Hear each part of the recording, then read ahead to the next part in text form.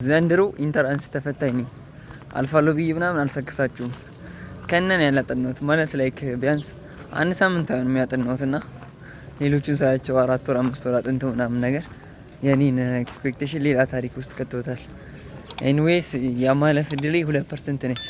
98% የመውደቅ እድል አለኝ ማለት ነው። ጭራሽ ነግረው እኔ ግን እየዞርኩ ነው ያለሁት እና እንዳልኳችሁ ነው የማለፍ እድሌ ኦልሞስት 2% ነች ከመቶ ማለት ነው። እና አላጠናውም ግን እግዚአብሔር አለ፣ የድንግል ማርያም ልጅ ኢየሱስ ክርስቶስ አለ።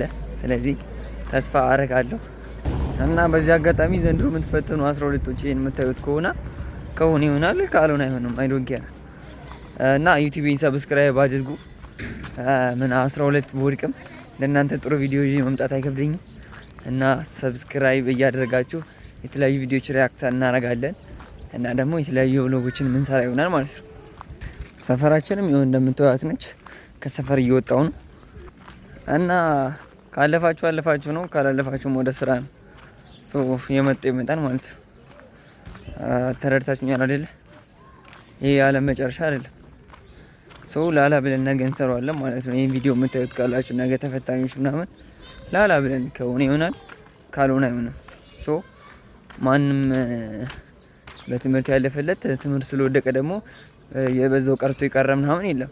ይሄንን ስነግራችሁ በታላቅ ደስታ ነው እና ምን ልላችሁ ፈልጌ ነው፣ ይሄ ቪዲዮ ቁም ነገሩ ወደቃችሁም አለፋችሁም ዛት ማሽ እንትን የለውም ልላችሁ ፈልጌ ነው። ኤኒዌይስ ነገ ናቹራል ሳይንስ ነው መሰለኝ የሚጀመረው ሰኔ 23 ማለት ነው። 6 ራውንድ ነው የሚኖረው። 3 ራውንድ ናቹራል፣ 3 ራውንድ ሶሻል ማለት ነው። ያው እኔ ደግሞ ናቹራል ነኝ የምማረው፣ ፈርስት ራውንድ ነኝ። እንግዲህ የሚፈጠረውን ምን ይሆናል። እኔ ኦልሞስት አንድ ሳምንት አይሆንም ያጠናሁት፣ ጭራሽ ደግሞ መካከለኛ ተማሪ በሉኝ። ከዛ ራሱ ትንሽ ዝቅ ልል ይችላል፣ ምክንያቱም አልሄድም ምናምን ክላስ። እንደዚህ አይነት ልጆች ካላችሁ በእርግጠኝነት አላችሁ እንደኔ። ምንም ዛት ማሽ ላይክ ወደቅን ምናችሁ ሊሰማችሁ አይገባም። እኔ እየተሰማኝ አይደለም። ምናልባት ውጤት ሲለቀቅ አላቅም፣ እስቲ እናያለን። ነገ ተነገ ወዲያ ፈተናውን ምን ለጠልጥ ይሆናል ማለት ነው።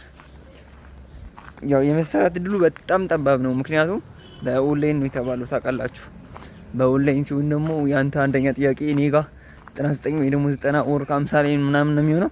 አዛ ነው ብቻ የመጣው ይመጣል። የዚህ ሁሉ ስራ ግን ውጤት ብርሃኑ ነጋነ ይመች፣ ምንም አልልህም፣ ትችላለህ ነው የምልህ። እና ሲደርስ ነው ፈተናው ባይዞ የሚሰማችሁ ታውቃላችሁ።